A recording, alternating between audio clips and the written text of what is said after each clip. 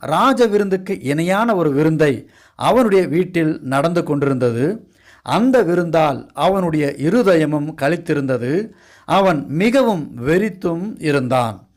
ஆகவே அந்த சமயத்தில் எந்த காரியமானாலும் அவனிடத்தில் சொல்லுவது சரியாகாது என்று சொல்லி அவனுக்கு அபிகாயில் ஒன்றும் சொல்லாமல் விட்டுவிட்டாள்.